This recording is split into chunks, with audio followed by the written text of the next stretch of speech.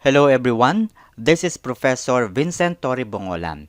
Welcome to this another exciting video tutorial on how to create a dynamic Excel dashboard.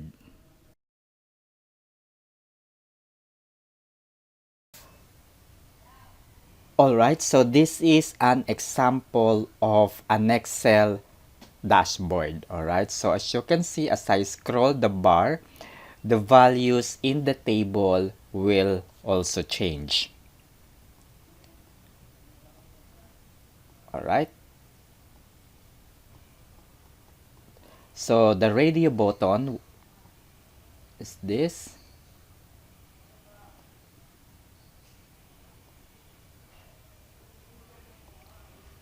Alright, so this is one of the video that I will going to teach you how to create. Alright, so this is another dashboard. So for example, getting the equipment will take 20 days. So that you may check the graph.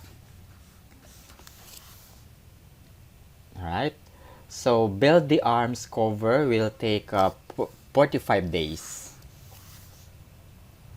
And then assemble the armor will take 3 days. And design the chest will take 4 days. And so on and so forth. So this is another dynamic chart. Next is this one.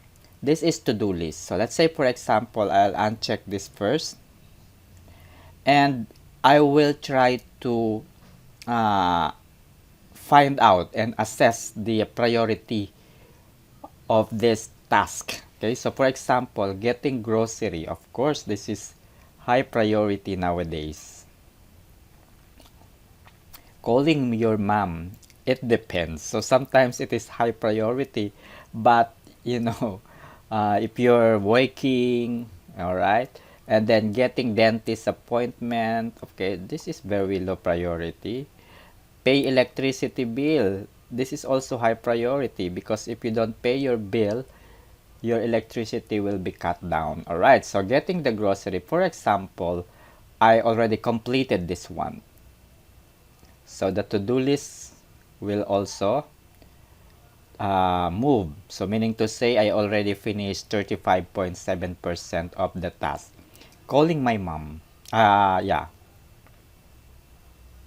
So it become 57.1, and paying the electricity bill 92.9, and getting dentist will make up 100. All right, so these are some of the dynamic chart. Okay, so this is another dynamic chart. So notice the orange color. So if I scroll the bar to the left, so the orange color moved, and as I scroll it to the right, notice that the orange color will change. Alright, so as you can see, there's some delay, although it is also automatically changed. Alright, I'm a data scientist by profession with more than 18 years of experience in technology and analytics. Currently, I am working in a BPO company as a Senior Business Insights Manager 2, wherein I manage 3 pillars of the organization. I have a team who are good in creating an aesthetic and crystal clear reports and dashboards. So I have my reports and visualization team. I also have a team who loves digging numbers and providing insights. So I have my analytics and insights team. And I also have expert in automation. So I have my reports development and automation. So what we do is we automate some of the repetitive tasks, and we also speed up some of the BAUs that we provide to our operations, training, quality, workforce, and other teams in the organization. Alright? So I will not prolong my discussion about my career. So you can just read it in the links provided in the description of this video. Alright? So I'm also a professor at the De La Salle College of St. Benilde, wherein I'm teaching predictive analytics, prescriptive analytics, predictive analytics, multivariate analytics, statistics related subject courses. Alright, so as you can see, this is my short. And I'm also working online since 2010. If you're aware with Upwork, I started working in Upwork in early 2010. My rate then, in order for me to, to gain some trust, to gain some client, my rate is started at $4 per hour. And now my rate is at 18.75 US dollar per hour. Alright, so this is the course. This is actually free. And if you want to have this tutorial, all you need to do is to visit the link I provided in the description of this video so you can sign up your email. So don't worry, the reason why I created a sign up form is for you not to put your email in the comment section to avoid, being copied by many people. So your detail is confidential and I don't need to know your name.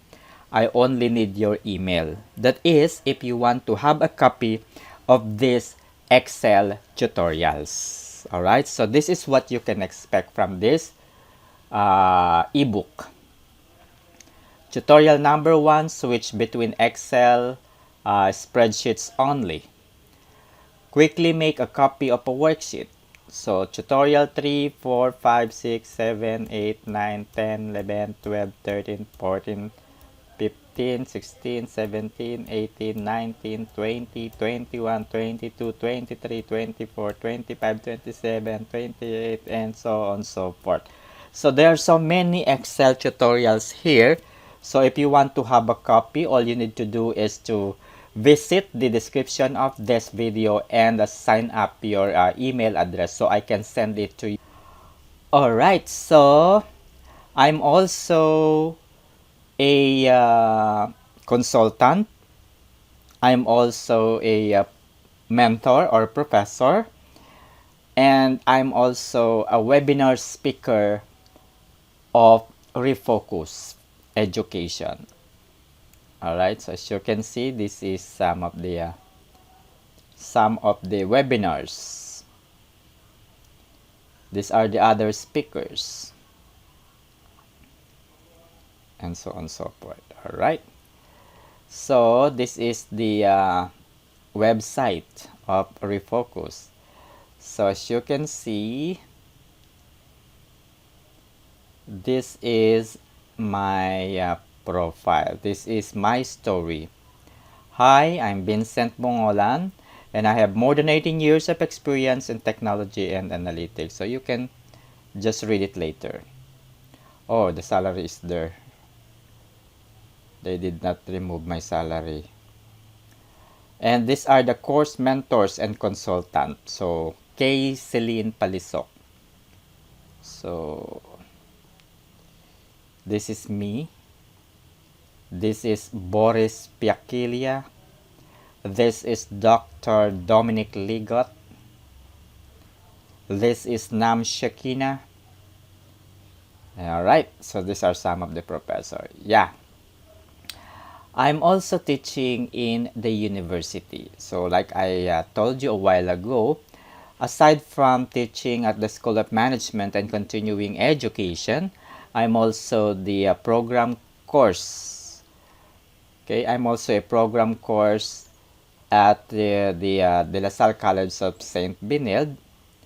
So, programming for analytics and data science. So, as you can see, this is all about Python programming language. And this is my name. As you can see at the bottom part is me. Alright, so yeah, okay. And this is my personal website, statisticsdoctor.com. If you want to learn more about me, I will not going to discuss everything about myself. So all you need to do is click about us and click on experience so you can read more about me.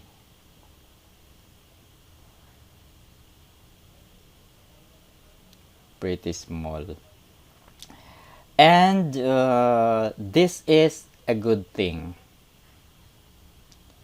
I created a program course for aspiring data analysts.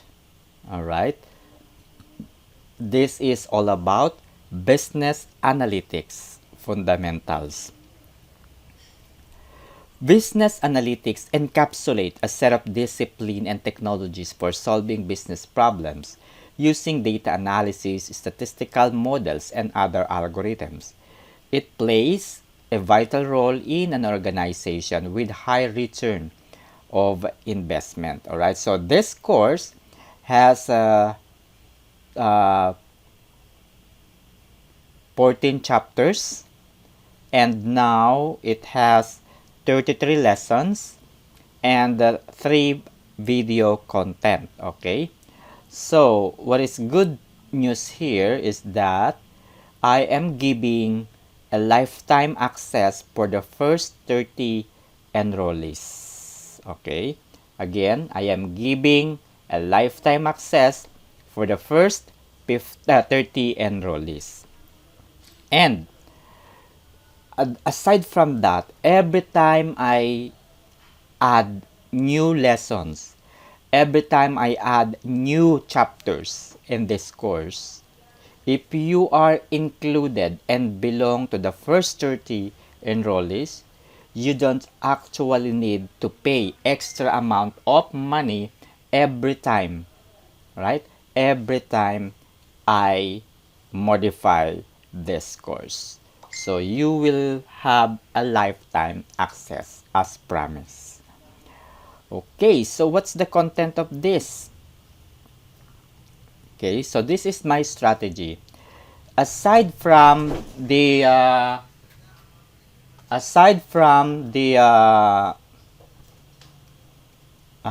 video, I also adding some tutorials like this one. So this lecture. Okay, so this is a lecture about frequency distribution, construct frequency distribution. So aside from lessons and discussion. So by the way, Statistics Doctor Consultancy is registered in the Philippines. So it was registered in PhilJeps, and this is also, I would like also to promote one of my business. So this is the near printing services. So to learn more about this printing services, just send me an email so that I can send you all the products, all the printing materials that we do. Okay, so our email is sales@nearprinting.com. Okay, again, sales@nearprinting.com. Okay, so aside from printing services, you can also check out the GrabFoods application. All you need to do is to download and install GrabFoods in your Android and iOS device and select Comida Cravings. Okay, type Comida Cravings. So these are this is an example of a lecture that I do in the course. So this is all about t-test and z-test.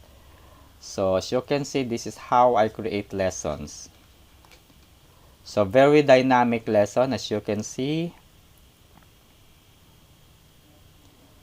Alright, so it's very clear. It's a step-by-step procedure.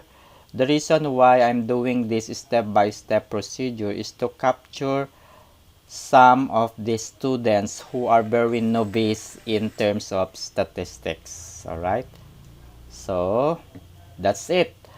If you want to enroll, all you need to do is to visit the description of this video and enroll yourself to become a data analyst or data scientist.